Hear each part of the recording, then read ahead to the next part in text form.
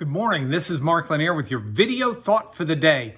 In my quiet time, I was reading through Matthew 13, 3 through 9, and it's one of many parables Jesus told. The parables are just simply short stories or allegories and metaphors for life.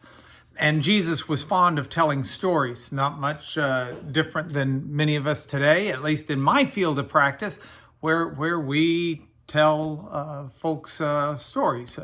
So anyway, in this story, a sower, which means a farmer, a planter, was out sowing seed. Now, the way they did that back in the day of Jesus is very much like the picture you may have seen that's a famous, I think it's a Barbizon painting, but it's a painting, or maybe it's impressionistic, but I'm pretty sure it's Barbizon, but it's a painting of the sower. It's a person who's got a big seed sack kind of wrapped around their body, and they're taking the seed and they're just out casting it and throwing it into the field. And that's what this sower was doing. Now, some of that seed fell onto the path, and birds just come and ate it up because on the path it's too hard to penetrate at all. Some of it fell among soil that was rocky soil, and that's got rocks, but it's got enough dirt in it for the seed to at least sprout. But once the scorching sun came out, the seed doesn't have enough roots to survive the sun, and it's baked, it's over. A third set of the seed fell among thorns. Thorns are basically seeds for weeds. And so when it fell among the thorns, the seed grew up, but so did the thorns, the weeds, and choked out the good crop, the seeds. And then the fourth and final group fell into the good soil, which I'm sure is what was being aimed for by the sower. And it produced a crop multifold. It was 50, 60, 100 times each seed would produce that much grain. So that's the parable. Jesus's followers didn't really understand it, so he explained the parable to them and said, this is like the kingdom of God. In a sense, there are four different groups of people who hear about the kingdom of God. There's group one. That's representative of the stony path. And I mean, the hard path where the birds came and the birds ate the seed. And those are people, Jesus said, who hear about the kingdom of God, but they don't understand, or the Greek word there means they don't think about it. It's just kind of in one ear and out the other. And there's no growth, there's no life, there's no indication they even heard anything.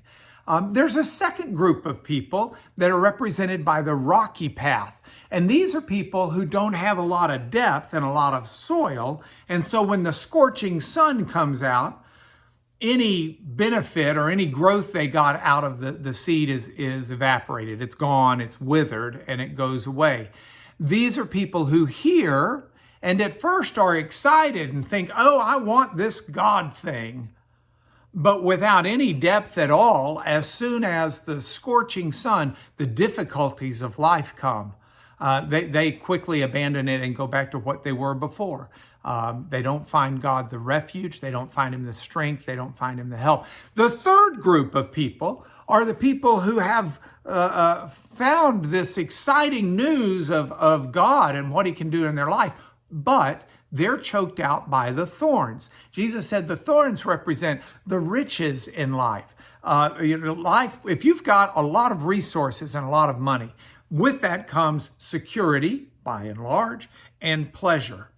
And people who find their meaning in life in the security and pleasure they've got, who needs God? It chokes out their relationship with God. And that's that third group. The fourth and the final group is the good soil.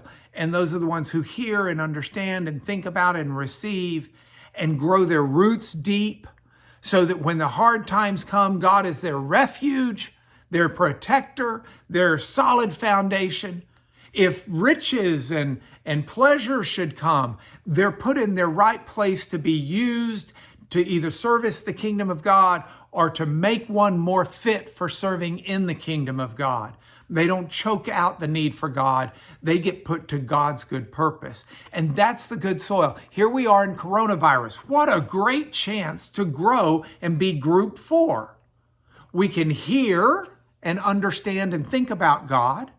We can let our roots grow down deep by finding refuge in God during these hard times.